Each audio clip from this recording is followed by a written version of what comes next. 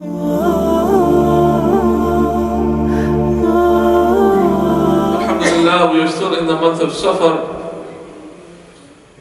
This is a month which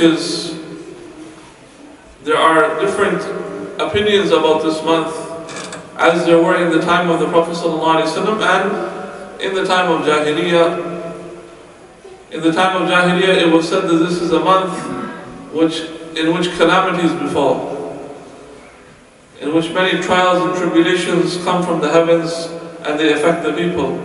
But when the Prophet Muhammad ﷺ declared his nubuwwah to the people and spread the message of Islam, he clarified any such beliefs, and he said that indeed this month should be not only called Safar, it should be called Dhafar, which means success. So he kind of removed the humum of the people, removed the speculations of the people, that this is a month that you should fear, or this is a month that you should hide, and you should stay at home, or you should only spend in ibadat and forget your other responsibilities, and the calamities are going to come. Rather, he shifted the tawajjuh and the focus of the people on Al-Khaliq, on the Creator subhanahu wa ta'ala, that we should trust in Allah subhanahu wa ta'ala. And by doing that, he called this month Dhafar, which is success. Safar, and in another narration, Safar al-Khair, the month of Safar, the good month of Safar.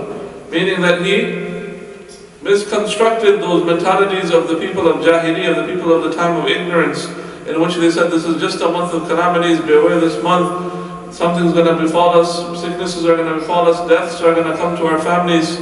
Right? Rather, the Prophet ﷺ takes the hearts and cleanses the hearts from these misconceptions and puts the focus of the people on Allah subhanahu wa ta'ala. That we should know that calamities, harm and benefit is from Allah subhanahu wa ta'ala. If anyone from the creation, if any one being or a jama'ah or a gathering of the beings of any creation were to try to benefit you in any way, as the Prophet ﷺ said, they will not be able to benefit us except with what Allah subhanahu wa ta'ala has already written for us to benefit by. Likewise, if the creation, one being, or all the creations in the heaven and the earth were to gather together and were to try to harm any of us in any way or form, they will not be able to harm us in any way except what is already written by Allah subhanahu wa ta'ala that is coming in our way of harm. So we should know this is why the Prophet ﷺ taught us to trust in Allah subhanahu wa ta'ala and not in conspiracy theories, right? So he mentioned that this is the month of barakah. Like other months, we should also trust in Allah subhanahu wa ta'ala and not despair. And if a calamity does befall, we know what we should do. In the Quran, Allah says, you say, Inna lillahi wa inna ilayhi raji'un, that indeed we belong to Allah subhanahu wa ta'ala, and to Him we will return. Allah subhanahu wa ta'ala says, He will test you. وَلَنَبْلُوَنَّكُمْ بِشَيْءٍ مِّنَ الْخَوْفِ وَالْجُوعِ وَنَقْصٍ مِّنَ الْأَمْوَالِ وَالْأَنفُسِ وَالثَّمَرَاتِ. Allah will test you in all these different categories. With fear, وَالْجُوعِ and hunger, وَنَقْصٍ مِّنَ الْأَمْوَالِ and maybe a decrease or a deficit in your property, وَالْأَنفُسِ and maybe loss of lives or relatives or your friends or family, وَالثَّمَرَاتِ and even your crops or your vegetation.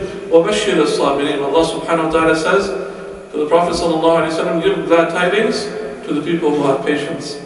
الَّذِينَ إِذَا أَصَابَتْهُمْ مُصِيبَةٌ. Those people are patients. Who are they? When there is a musibah that falls them, when there is a calamity that comes to them, قَالُوا إِنَّا لِلَّهِ وَإِنَّا إِلَيْهِ رَاجِعُونَ. They say, indeed, Allah, we belong to Allah subhanahu wa ta'ala, and indeed to Him we will return. And then what happens as a result of them saying, إِنَّا لِلَّهِ وَإِنَّا إِلَيْهِ رَاجِعُونَ?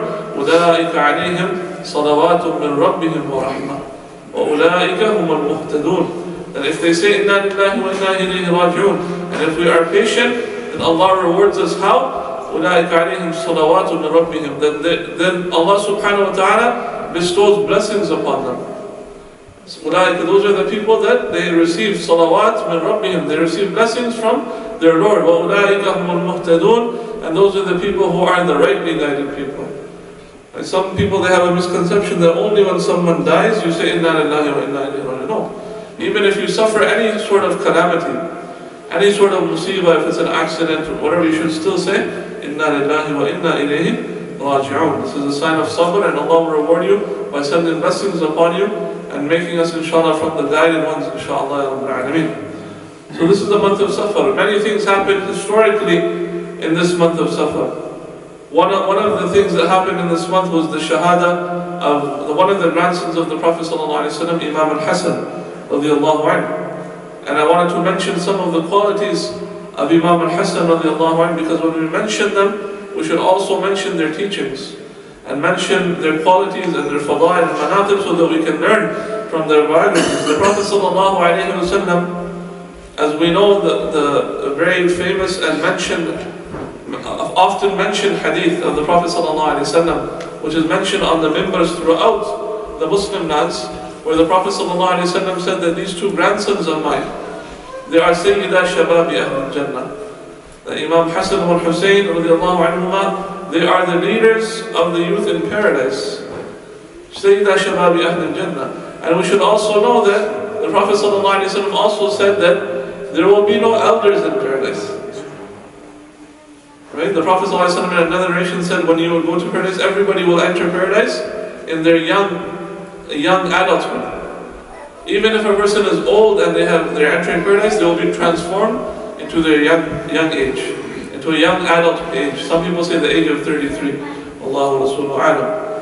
And they will enter in that. So when the Prophet ﷺ is saying, Sayyida Shababi Ahl Jannah, what does that mean? Does that mean that there are going to be young people in Jannah? No, rather that means that Imam Hassan and Hussein, they will also be from the leaders of the people of paradise.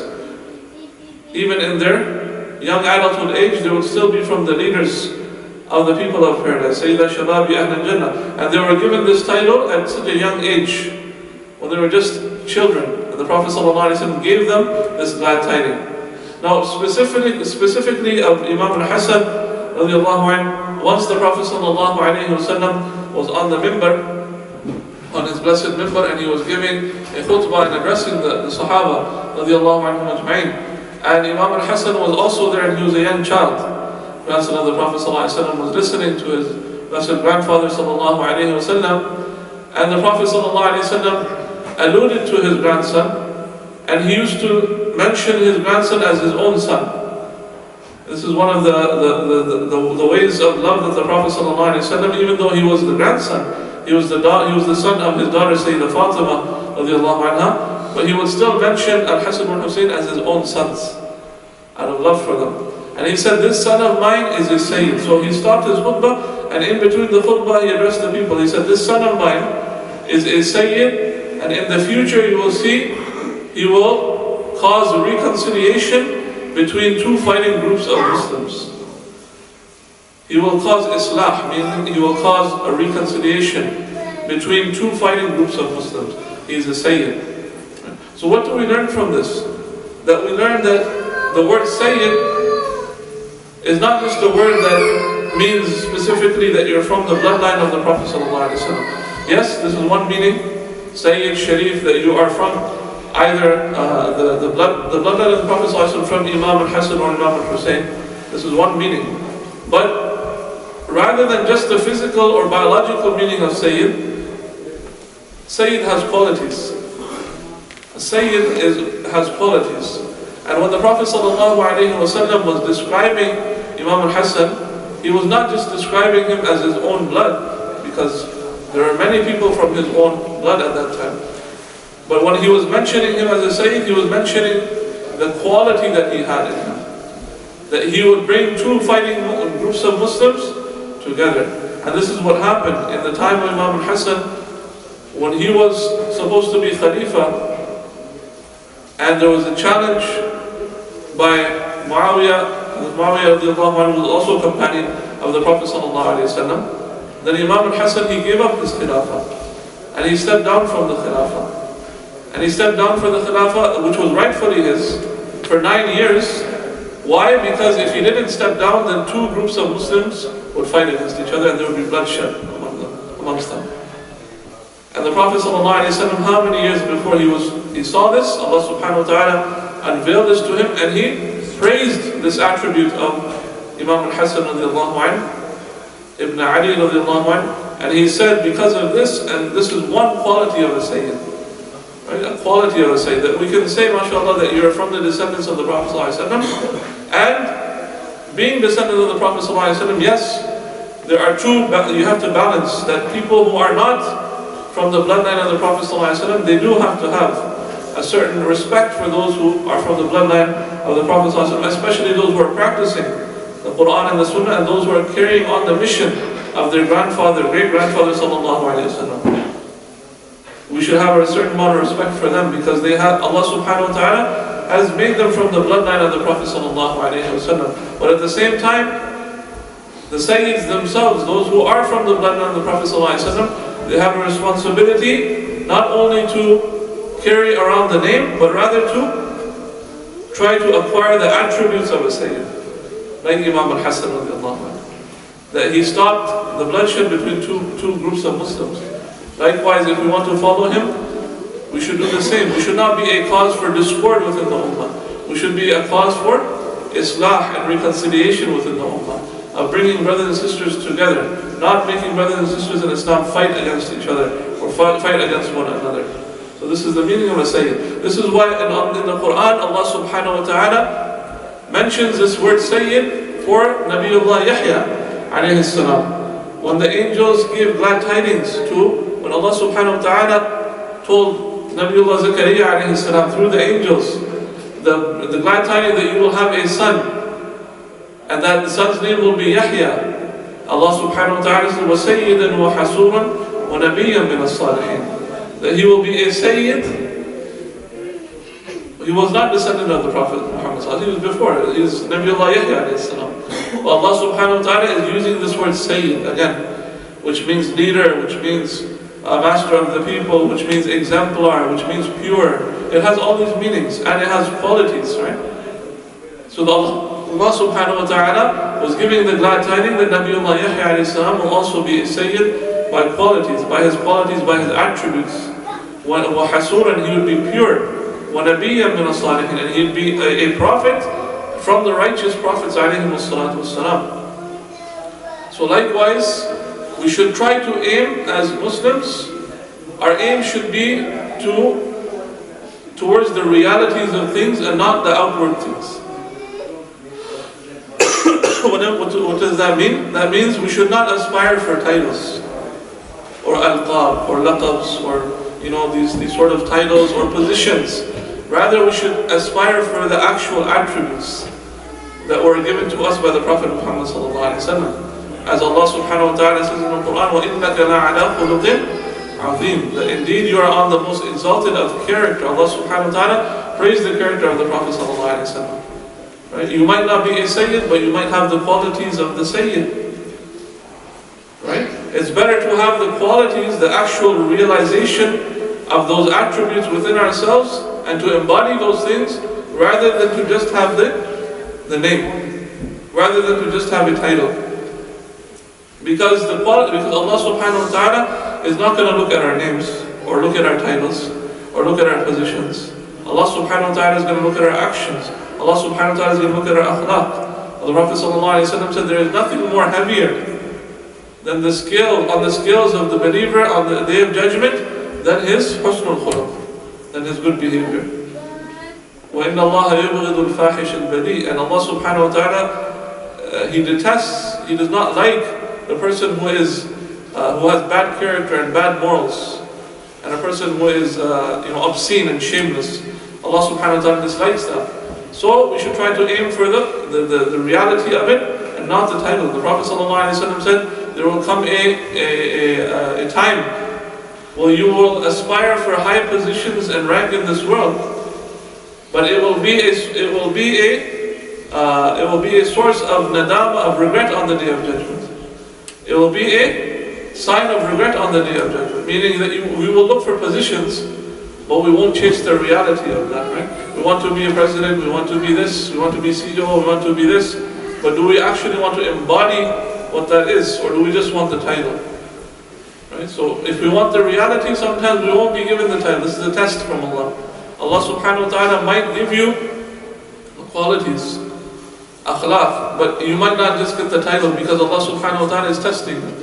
Are you still humble amongst the people? Are you still, doing it sincerely for Allah subhanahu wa ta'ala? Because the nafs wants to be known, right? The nafs likes to be, it likes to be known, it likes to be popular, it likes to be famous. This is the quality of nafs al-ammara. This is one of the negative qualities of our nafs, that we want to be known, we want to be mentioned throughout the people, right? We want to have this jah. Jah in Arabic we say this status. So this is the hubbul jah is from the nafs, from the anamat, from the qualities of the nafs. But we have to fight that. Sometimes we have those good qualities, but we have to be quiet. Why? Because then our nafs will get pumped up and think that I'm better than somebody else. And when we start thinking that we're better than somebody, better than our Muslim brothers and sisters, then that's where our downfall begins.